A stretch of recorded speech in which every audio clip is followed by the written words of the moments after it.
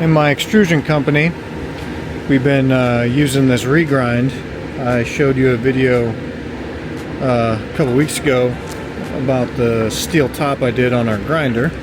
We've been using our regrind, and we've been buying these plastic bags from Uline for our existing Gaylords. They're a little bit thicker than what we get with the factory, but we have a problem with our vacuum tubes have this angled cut, and they always seem to land the wrong way in the bottom of the Gaylord and suck up the bag, and it blocks the flow of the material up to the hopper loader up there. So one of my employees called me and said, hey, you know, we keep having this problem, and so I had him give me some measurements, and you'll see my design in Fusion 360, and then I quickly 3D printed it to test it out.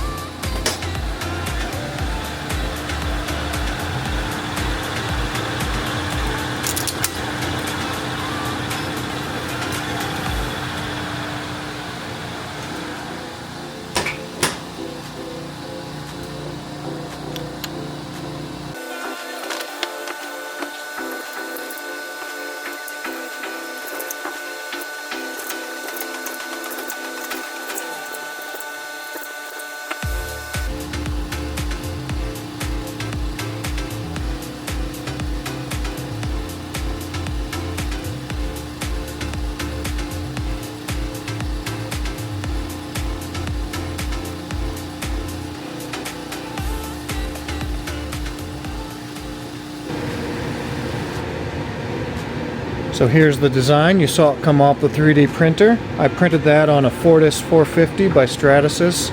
I've had that thing for about 10 years, and it never ceases to not work. It always works. I also have a Bamboo Studios at home that I'm going to print a carbon fiber one of these, a nylon carbon fiber, just for a strength purpose, because you know these things get thrown in the bottom of the Gaylord all the time, and I don't want black plastic in my orange conduit. So let's test this, see if it fits. So here's the end. Oh yeah. Nice, tight fit. And look at that. That should keep the plastic from getting sucked up, while also allowing the vacuum loader to suck up the material.